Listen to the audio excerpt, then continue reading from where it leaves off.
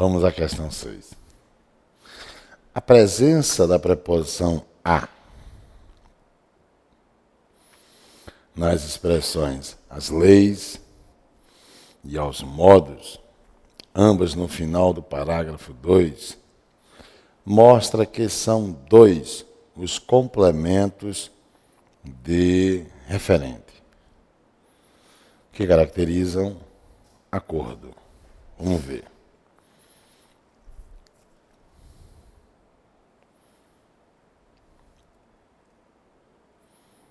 Vejam, parágrafo 2.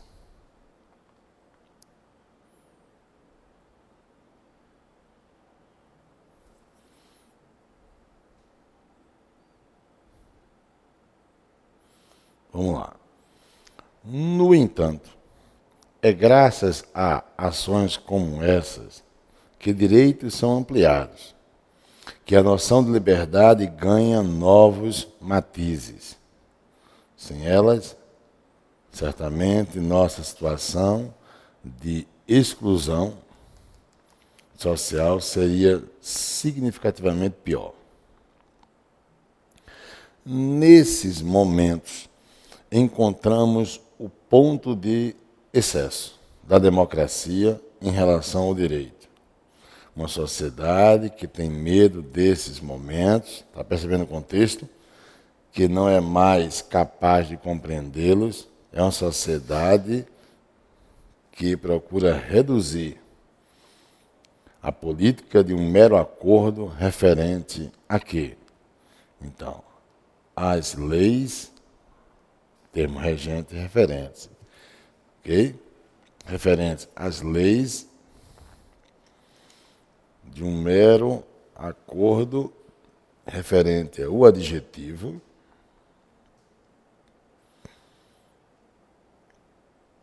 que é o termo regente. Não é isso? E mantém relação com o substantivo acordo. Ele é o adjetivo, termo regente, e que mantém relação com acordo, referente a que as leis que atualmente temos é oração adjetiva, né? E referente aos modos, e ver outra adjetiva que atualmente temos.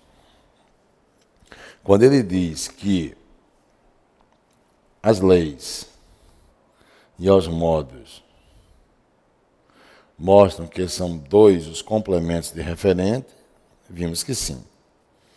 Que caracterizam acordo. Tem que olhar isso. Ele diz caracterizar acordo porque o adjetivo referente mantém relação com acordo.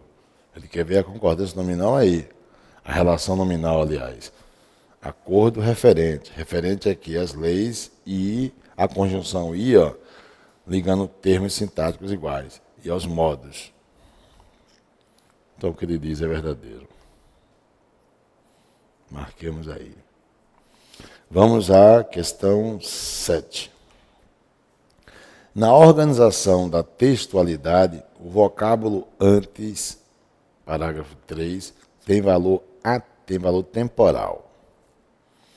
E indica que a ideia de ser força da urgência, de exigências de justiça, antecede as ideias do período sintático anterior. Vamos lá. Parágrafo 3.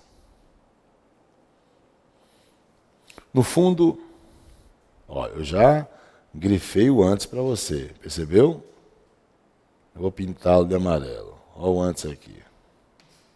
Ok? Vamos ver. No fundo, esta é uma sociedade que tem medo da política e que gostaria de substituí-la pela polícia. Pois a violação política nada tem a ver com a tentativa de destruição física ou simbólica do outro, do opositor, como vemos na violência estatal contra setores descontentes da população ou em golpes de Estado. Antes, ela é a força da urgência. Quer dizer, esse antes, olha o que ele diz, tem um valor temporal. Já errou. O valor não é temporal. É de negar a afirmação anterior como um valor precedente. É ou não é? Já errou aí. E indica que a ideia de ser força da urgência, de exigência, de justiça, antecede as ideias do período sintático anterior.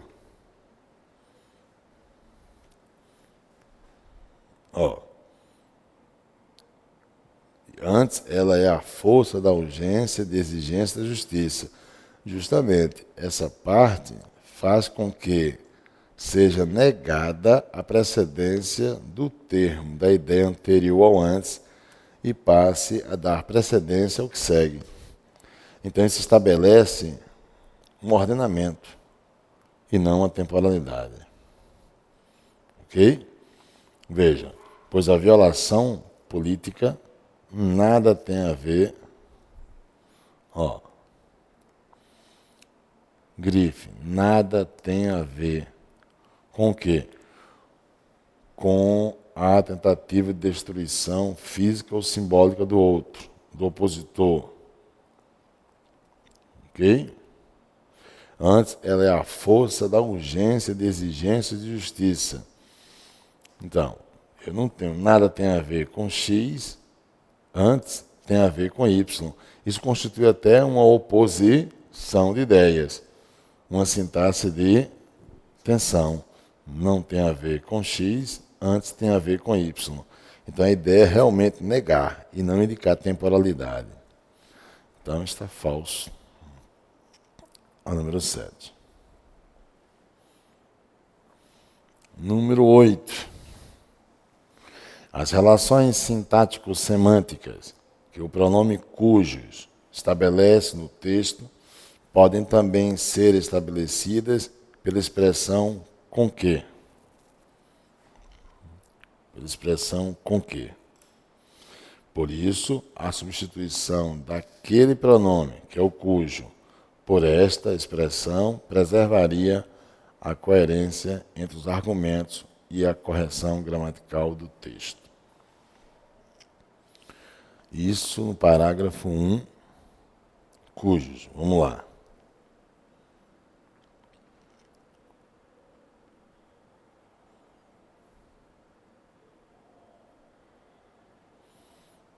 Vamos ver aqui. Pacifistas que se sentam na frente de bases militares a fim de impedir que armamentos sejam deslocados.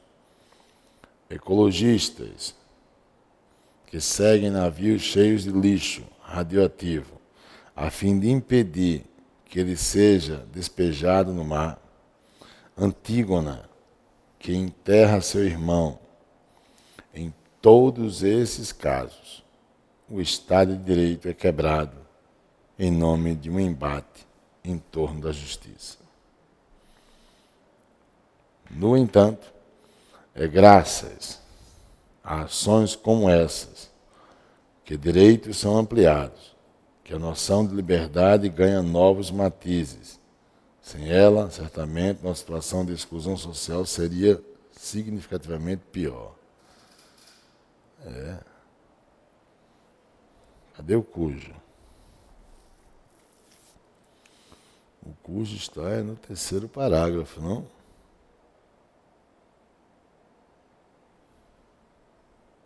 Deixa eu ver aqui. As relações sintaxe-semânticas que o pronome cujo, parágrafo 1, estabelece no texto, é no parágrafo 1.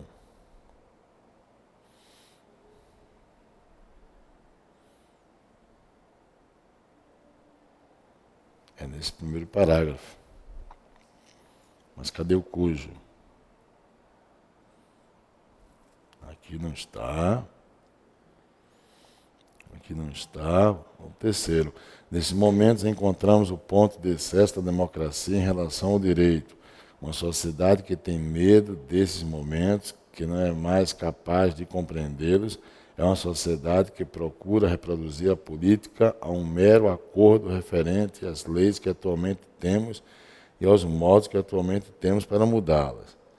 No fundo, esta é uma sociedade que tem medo da política e que gostaria de substituí-la pela polícia, pois a violação política nada tem a ver com a tentativa de destruição física. Eu não estou vendo o cujo. Achei. Olha aí. É do texto 2. O pior poder coator, o poder mais bárbaro, aquele que infunde o terror mais extremo, é o poder imprevisível, sobre cujos procedimentos, reações e intervenções não é possível formular qualquer antecipação racional. Compreende-se facilmente a tese.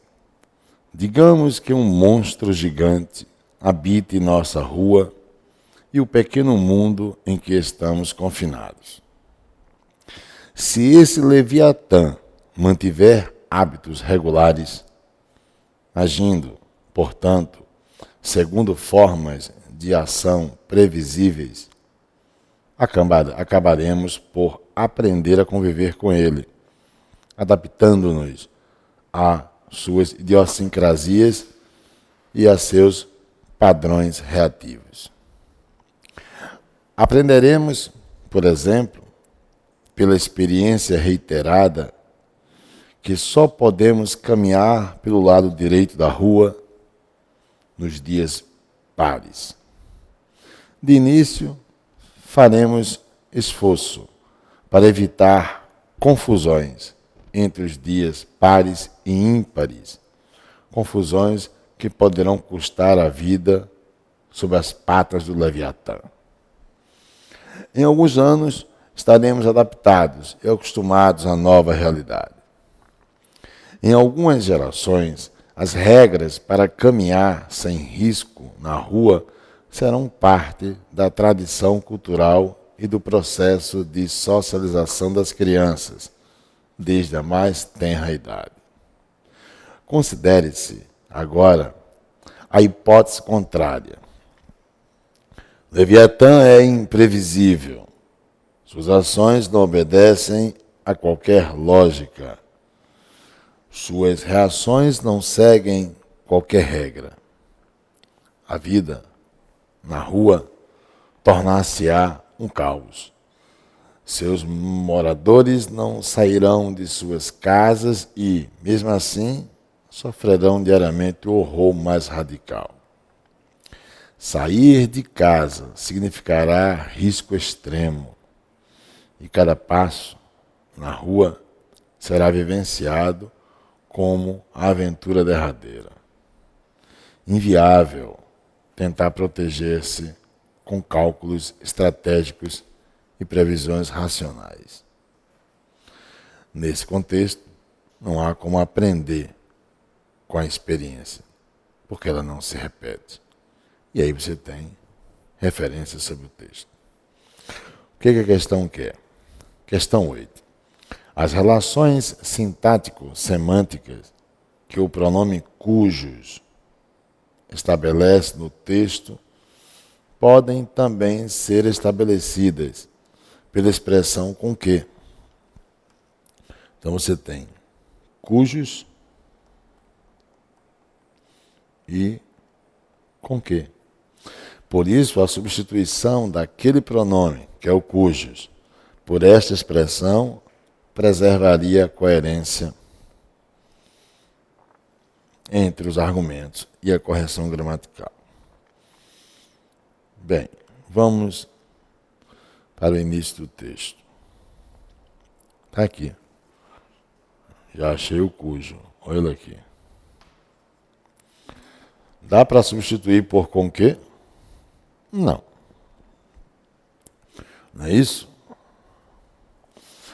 Olha, quais são as regras do cujo? Vamos lá, vamos relembrar.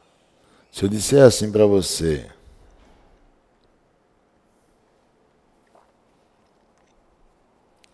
a moça cujas ações aludi,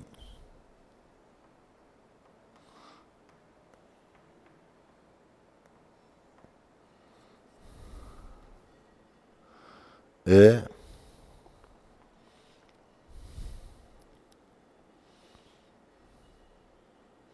dinâmica, é capaz. Pronto. A moça cujas ações aludi é capaz. Vamos lá. Regra 1. Cujo não aceita artigo. Veja que eu não usei artigo após cuja. O primeiro critério foi atendido. Segunda situação. Após cujo tem que ter um substantivo comum. E é com ele que cujo vai concordar. Ações é feminino, plural. Cujas, feminino, plural. E a terceira e última situação, qual é? Usar ou não usar preposição antes de cujas. O verbo aludir pede a preposição a. Eu vou usar um a antes de cujas. Mas o que é que está sendo dito em a moça a cujas ações aludir é capaz? Primeira ideia é a moça é capaz. Segunda ideia é aludir a ações da moça. A segunda ideia eu vou numerar. Aludir, número 1, a, número 2, ações, número 3, e o cujas, que é da moça. Quer dizer que esse cujo representa o termo anterior, contextualizando a preposição de, da moça. E aí você tem aludir a ações da moça. Bem, o que está sendo dito, portanto, no exemplo do texto? Eu vou pintar inicialmente e você tem sobre cujos procedimentos, reações e intervenções não é possível formular qualquer antecipação racional. Ou seja, sobre procedimentos do poder imprevisível, é ou não é? Uma vez que o cujo representa o termo anterior, o que estará empregado no cujos? Contextualiza a preposição de, do poder imprevisível.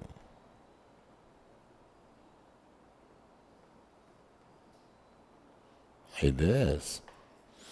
Então, sobre procedimentos do poder imprevisível, sobre reações do poder imprevisível e sobre intervenções do poder imprevisível, não é possível formular qualquer antecipação racional. A ideia é essa. Ora, primeiro que eu não posso usar o com que, as relações sintáticas semânticas que o pronome cujo estabelece no texto podem também ser estabelecidas pela expressão com que. Aí vai ficar sobre com que procedimentos, não tem sentido.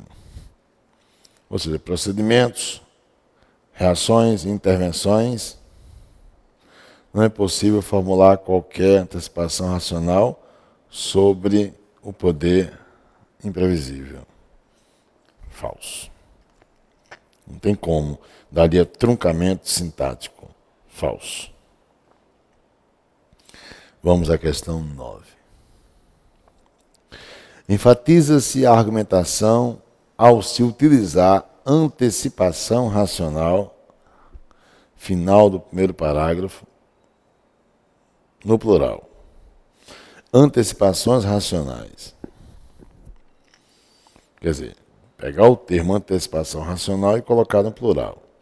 Mas, para que também seja preservada a correção gramatical, é obrigatório flexionar no plural é, no parágrafo 1, antes de possível, escrevendo-se são e qualquer, escrevendo-se quaisquer. Bem, vamos lá. Vamos ver no texto. Deixa eu tirar tudo isso. Em primeiro lugar, que vai tornar errado o item 9, está aqui, ó. No que eu vou fazer. Formular qualquer antecipação racional. Isso é o sujeito oracional de é possível, que é o predicado. Sujeito oracional vai exigir o predicado na terceira pessoa do singular. Ok? Então, mesmo se você colocar antecipação racional no plural, ok? Ou seja, quaisquer antecipações racionais, mesmo se eu fizer isso, é possível e vai continuar no singular. Por quê? Porque o núcleo do sujeito é formular. Formular é o núcleo do sujeito. Esse aqui é o núcleo. E é possível manter relação com o núcleo. Isso equivale a dizer, permita-me, formular qualquer antecipação racional é possível. Veja que qualquer antecipação racional é o objeto direto de formular. Enquanto qualquer antecipação racional complementa formular, formular mantém relação com é possível. Sujeito oracional, coloque o verbo na terceira pessoa do singular. Está falso. Ponha falso no 9. Ok? E é interessante nesse tipo de questão que você se volte ao que nós estudamos lá de morfossintaxe. Ou seja, vou mostrar a você. Vamos para a tela. É importante que você tenha essa visão aqui, ó. Veja. Ó, formular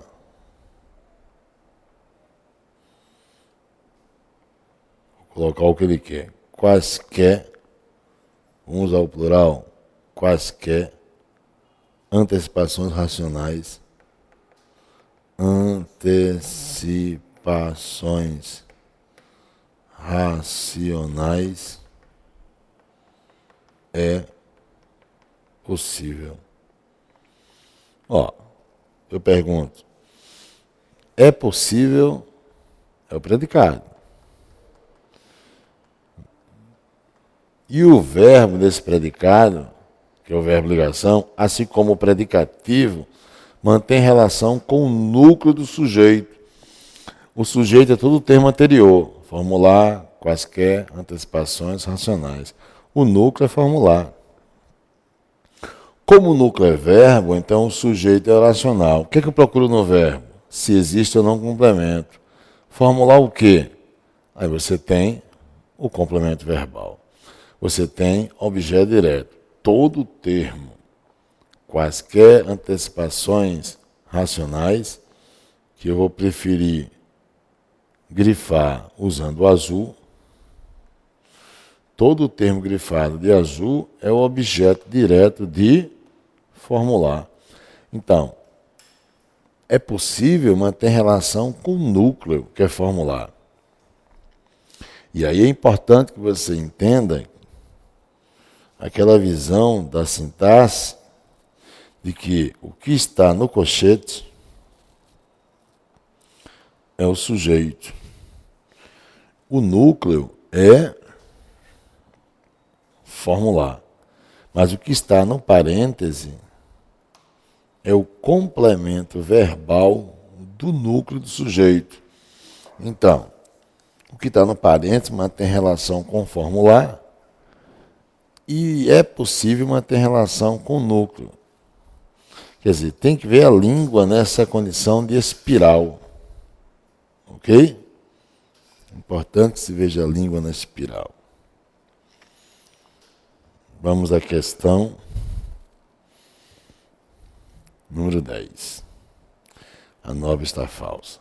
Depreende-se da leitura do texto que a tese, início do segundo parágrafo, está proposta no período inicial e para ela conflui a argumentação do texto. Vamos ver.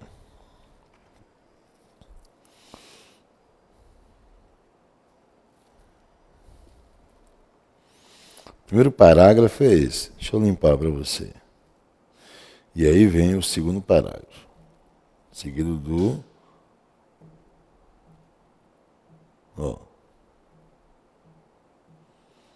Vamos lá. Pega o primeiro.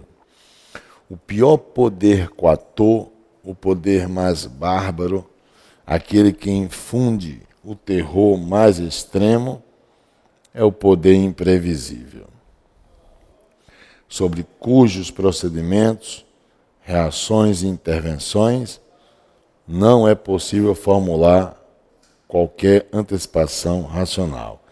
Isso é a introdução, ou também conhecida como enunciação inicial. Aqui vai começar o desenvolvimento. Compreende-se facilmente a tese, 2 pontos. E aí ele vai começar a trazer a tese. Digamos que um monstro gigante habite nossa rua e o pequeno mundo em que estamos confinados. Quer dizer, a tese, ela parte de uma suposição.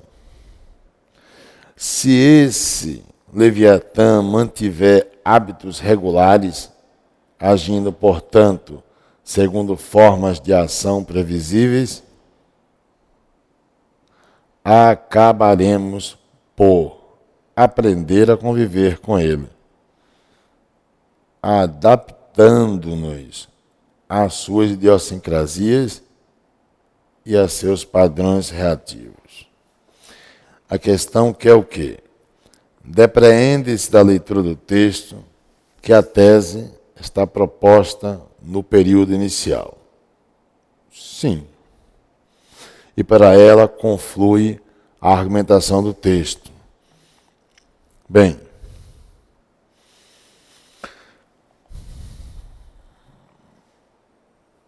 vamos ver se tudo mais gira em torno dessa hipótese. Aprenderemos, por exemplo, pela experiência reiterada, que só podemos caminhar pelo lado direito. De início faremos esforço para evitar. Tudo mais, se você retomar o texto, vai ver que